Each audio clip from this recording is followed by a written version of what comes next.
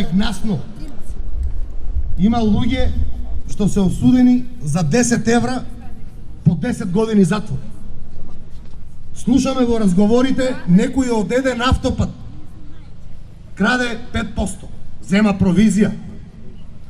А не сум знаел дека 5% биле 25 милиони евра. И за 25 милиони евра седи внатре, у фотелја. Нашите спијат на земја. Лично мене ме избрка од дискотека јавен објект. Заштитните сведоци на детонатор случај. Затворија во детонатор случај од 15 луѓе, не знам колку се, не ме фаќајте за збор точно, дадоа таму, знам, 2 доживотни казни. Зашто ги дадоа тие 2 доживотни казни? Па Шешел направи геноцид, бележеше 14 години.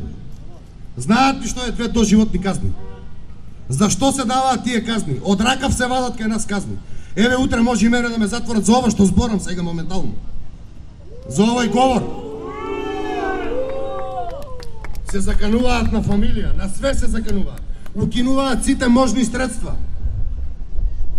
Значи, затоа што сум пишувал на Facebook лоши работи, до таа мера се оди. За лоши работи што има пишувано на Facebook, не лоши, пишувана е вистината. За вистината што се пишува на Facebook се закануваат на луѓе зашто лајкови ми ставале.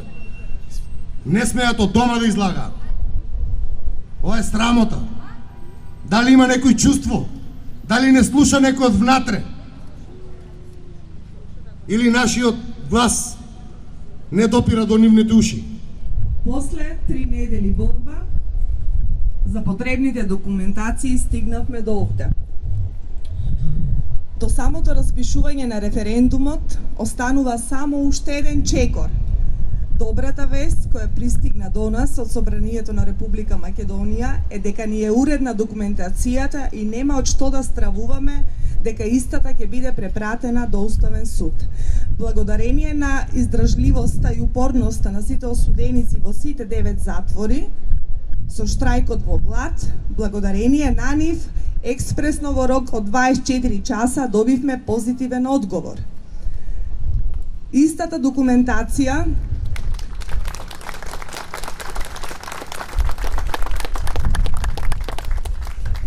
документација и одобрение утре ќе биде потврдена во двете комисии, каде што треба да бидеме присутни, јас како представник и нормално адвокатот кој што е задолжен за предлог законот, доколку утре после 14 часот до владата се препрати позитивно мислење од собрание, владата може, доколку сака, во рок од 1 час да ја извести ДИК дека може да започне распишување на референдум. Во законот не постои објаснување кој е рокот за одговор од страна на владата до Државна изборна комисија. Кога веќе не постои рок, затоа денеска сме сите овде, рокот да го побараме сами. Со самото испраќање на писмото даваме рок на владата, тоа утре ќе знаеме кога, значи ќе заврши комисијата, во рок од 24 часа. Доколку владата не одговори позитивно до ДИК, ние сме спремни, ова за почеток е одлична бројка, да ги блокираме улиците 24 часа со вашите превозни средства, камиони. Во тој случај нека размислат дали требат овие европски делегации кои што доаѓаат во Македонија да ја гледа таа слика, или да го скратува нашето граѓанско право. Никој нема право да скратува онаа што нас не следува. Ако го барат вашиот глас, имат право да го слушнат сега во овие моменти вашиот глас, вашето барање. Ќе ви се обратам кратко, најмногу вие што сте овде семејства на осудениците, најмногу ја знаете нивната положба во затворите. Многу ве поздравуваат вашите чеда, иако поистрапената тортура и немањето соодветна амбулантска услуга, ги замолувам денеска да прекинат со штрајкот, бидејќи веќе ние сме собрани да го продолжиме патот за нив. Нивната борба со штрајкот се вроди со позитивен одговор. Денес овде не дојдовме поради тоа што сакавме, туку поради тоа што моравме. Се стремиме со години кон Европа, но со години како да не сакаме да влезиме во неа. Дојдовме да бараме нешто што не следува, не дојдовме да бараме нешто што е невозможно за граѓаните. Граѓаните на оваа иницијатива дојде до заклучок дека кај нас не постојат правила игра, правила на носење на закони и нивно спроведување. Цврсто сме решени своето барање и своето граѓанско право, како што кажав, да го добиеме во рок од 24 часа. Сакаме од власта да слушнеме да, веднаш да дадат дозвола до ДИК за распишување на референдум за предлог закон за измени и дополнување на законот за амнестија. Денес на власта им се случува народ. Овие мајки, татковци, браќа, сестри и мали дечиња кои останаа беседен од своите родители, кои неправедно и наместено лежат без материјални докази, само врз основа на вербални докази добија големи пресуди. Истите денес дојдоа да се изборат за правото на ближните, да се изборат за нивната слобода. Сите во животот правиме грешки, па и оние што сме на слобода. Но затоа сите имаме право да ни се даде втора шанса, втор чекор за да се продолжи понатаму. Грешките представуваат извор на знаење и кога грешиш, постои можност да се ресоциализираш и социализираш во својот живот. Но дали можеш да останеш човек во затворските логори? Вие новинари, вие и вашето перо може да помогне во борбата за обесправените и да им поставите неколку прашања на политичарите. Без разлика на која политичка партија припаѓат, овде има луѓе од ВМРО, членови од ВМРО, од ДУИ, од СДСМ, од сите политички партии.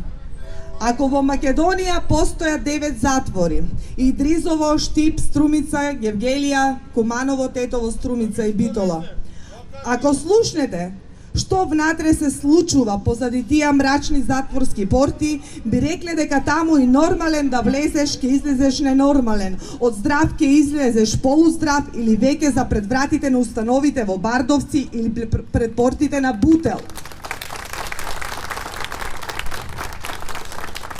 Зошто е тоа така, а ние сакаме да не биде така? Ке слушнете сега, почитувани новинари, почитувани присутни. Ке ги земам за пример затворите во Штип и Идрисово како едни од поголемите затвори кај нас. Во Штипскиот затвор капацитетот на осудениците е 200, а неговата бројка во моментот е 700 осуденици. Замислете самица од 5 метри квадратни. Замислете во еден мал квадрат место каде самицата е адаптирана за двајца, а во неа престојува 4 лица, или во самица за четворица каде достигнува и до 8 осуденици. Дали јавноста знае дека дисциплинската казна трае 15 дена, но за жал тоа таму не се почитува и осудениците таму се држани со месеци, а од нив има и со години. Дали народниот правобранител ќе сака да ни одговори зошто е тоа така? Нели тој истиот им служи на народот без разлика на верска и национална припадност? Очекуваме истиот народен правобранител, господинот Иџет Мемети, да застане во ова наша борба и од утре да е меѓу нас, да покаже дека тој не служи на власта, туку му служи на народот. Но јас сепак верувам во него дека останало малку човечност и ќе биде доблесен ова борба за праведност со него да ја добиеме заедно. Дури тогаш можеме да кажеме дека во државата е поставена личност која заслужува да ја носи и да се носи со таа титула. Би сакала да ги прашаме директорите, дали поради телефони се лежи во самица толку долго? Дали тие истите кои ги продаваат се на слобода и зошто? Каде и во чии раце завршуваат парите од продадените телефони? Многу нејасни, многу загонетни работи се кријат позади решетките на тие луѓе. Дали ова што го прават е законски и постои правилник или закон за таа иста цел, за разлика од онаа што го бараме ние сите овде, денес е незаконска трула работа. Дали е нормално во 21 век во затворите да спиеш на земја со години, да спиеш со друг маж во кревет? На подовите дури местата се простираат до вецињата, каде ги извршуваат своите потреби и туш кабините. Дали ова за вас представува човечка слика? Па не е ова времето на Хитлер. Дури во тоа време подобро се живеело.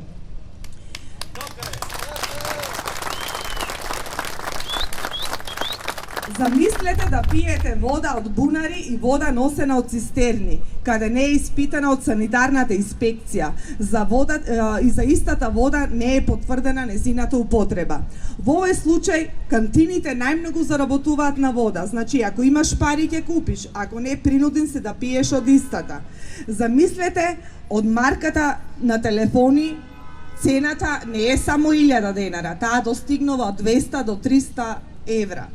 Корупција или кремче на лепче е ова? Има ли некој одговор? Или оние доктори за уво носи грло ни побегнаа во други држави, па сега сите политичари ни са глуви бидејќи немаат стручна и професионална заштита? Уште пострашна е сликата во Идризово, каде капацитетот на осуденици е 800, а таму се сместени преку 2000 лица. Значи, подобар третман имаат животните во денешно време, за разлика од оваа група на луѓе. Од постоечки 7 крила во Идризово, сега се достигнати 17 крила. До овој број е стигнато со преадаптирање на шталите и кокошарниците, каде се чуваат говеда, овци, кокошки и само на неколку метри до нив спијат еден мал број на добиток кој е останат и се шири неверојатна ареја. Работилници, лагерски простори, браварски магазини, сето тоа се крилни простории на лицата. Лекарската услуга е катастрофа. За еден парацетамол болен осуденик треба да дојде до 5 командира за да биде пренесена веста до амбулантата и да биде примено страна на лекарот.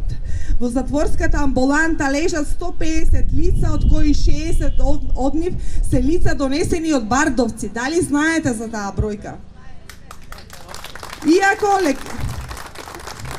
Иако лекарскиот тим од истата институција кој тврдела дека лицата не се способни да издржуваат затворската казна и дека истите треба да се лечат и да останат да ја примат соодветната терапија, но и покрај доказите материјални кои што ги поседуваат лекарите од Бардовци, судот наложува истите тие казнети да ја одлежат казната во затворот Идризово.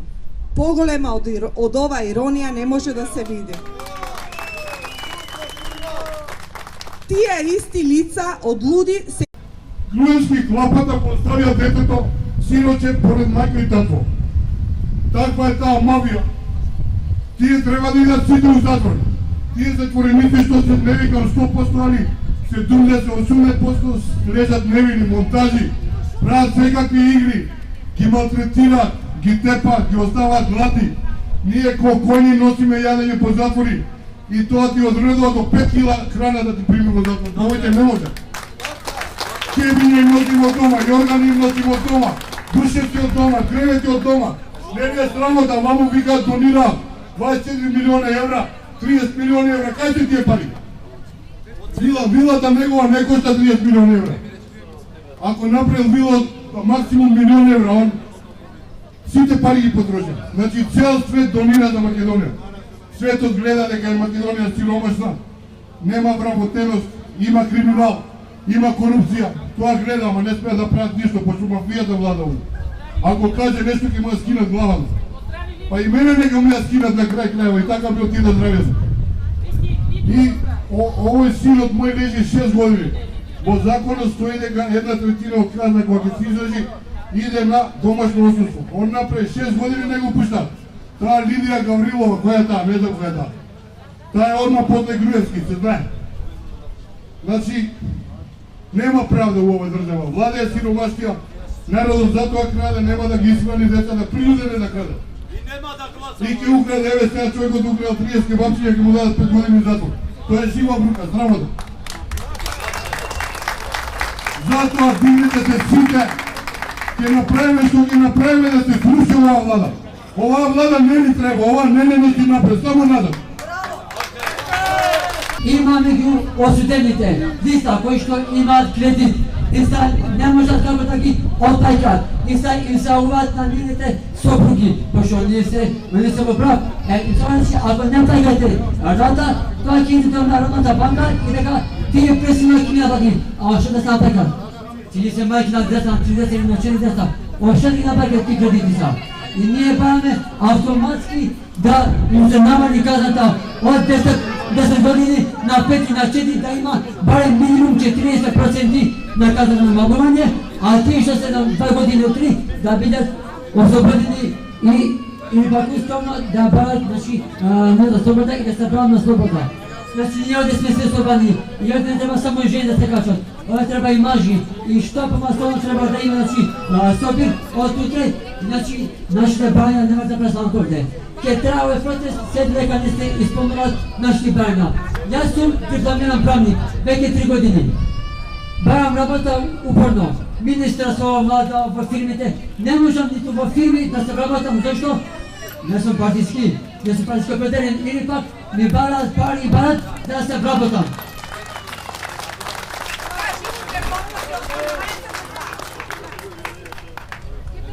Јас знам дека ако си осуден повеќе од 6 месеци, не можеш да вршиш јавна функција. Добро, се изгласувам. Тој што има завршена магистратура или докторатура, ако биде затворен, пак и дека он не може да се работи. Зашто ова? А он што узе да каде? Значи троши пари, троши труд, вложи многу труд и што после не може да работи. Ова го нема, никога нема ова, значи. Оние што вршат криминал, значи оние се на слобода, а има невини луѓе што ти затворени и што немаат никаква подршка од никој. Значи ја не збрам, ја како партиски определен, ја збрам во име на Греган. Значи суверенитетот на државата е во рацете на Греган. Така сме училе во Свети Кирил и Методи и така јас тоа го збрам тука пред вас. И тоа сега би сега уште нешто да нагласам дека од утре, значи, да што помастовно.